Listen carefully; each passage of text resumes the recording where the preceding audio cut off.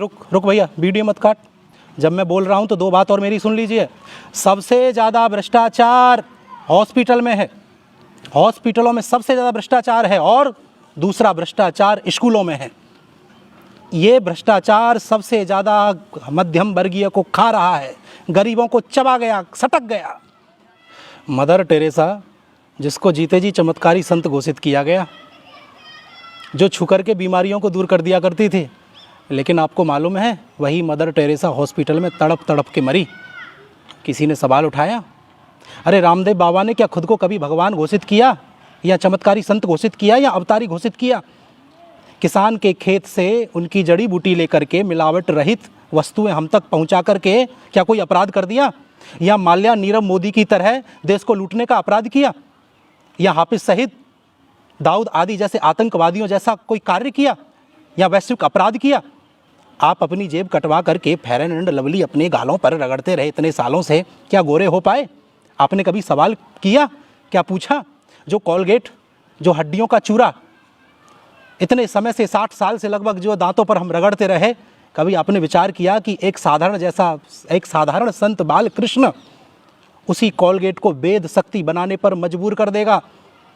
आपको तकलीफ रामदेव बाबा से है, इन कंपनियों से नहीं, क्योंकि ये कंपनियां तुम्हारी रिश्तेदार लगती हैं ना, क्योंकि ये सारा का सारा फंड भारत सरकार को दे देती हैं, हमारे भारत में इनका पैसा लगता है।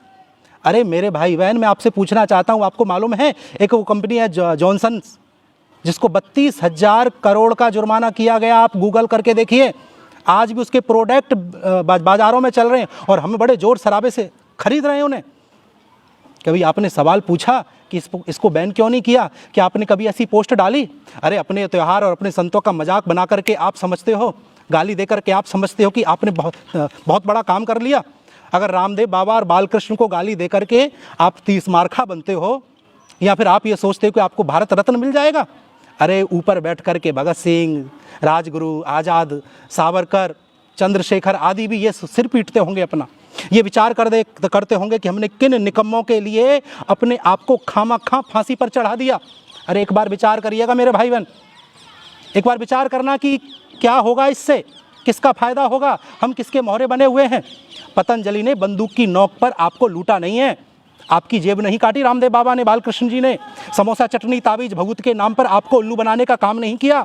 अरे आपको मालूम होना चाहिए कि 2000 साल पहले प्रमाण है, 100 प्रकार की सर्जरियां हमारे वैद्य किया करते थे, और आज तक भी आयुर्वेद पर कोई अनुसंधान नहीं किया गया, और एलोपैथिक पर ही सारा का सारा बजट खर्च किया जाता है। जरा विचार करना चाहिए धर्म प्रेमियों। मैं रामदेव बाबा के यहाँ 7-8 दिन योग ग्राम में रह करके आया हूँ। ऐसी ऐसी असाध्य बीमारियाँ वहाँ मैंने ठीक होती हुई देखी हैं, जिसका मैं आपको बता नहीं सकता हूँ, मैं उसका खुद गवाह हूँ। मैंने देखा, और कोरोनिल जिसने खाई वह कोरोना से बच गया। मैं भी कोरोना की चपेट में आया था।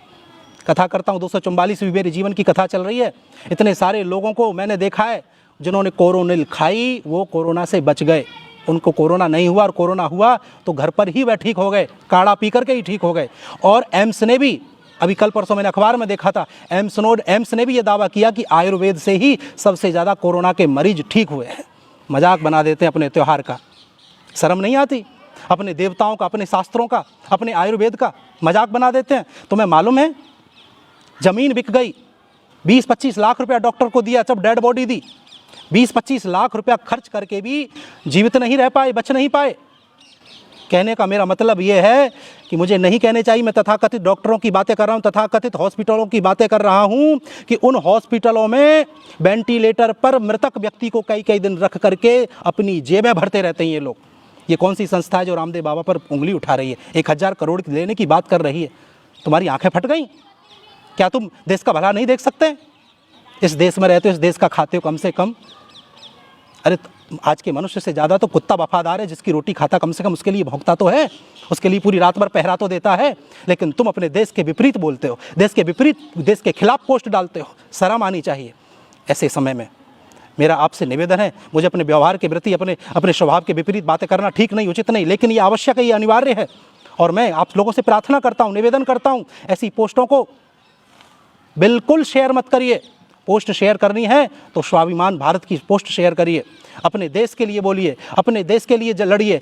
अगर आज का युवान इस गलत दिशा में जा रहा है तो आगे देश का भविष्य क्या होगा? गुलाम बनना है क्या? अरे एक ही हिंदुस्तान है बस, और वो भी हिंदू राष्ट्र घोषित नहीं है।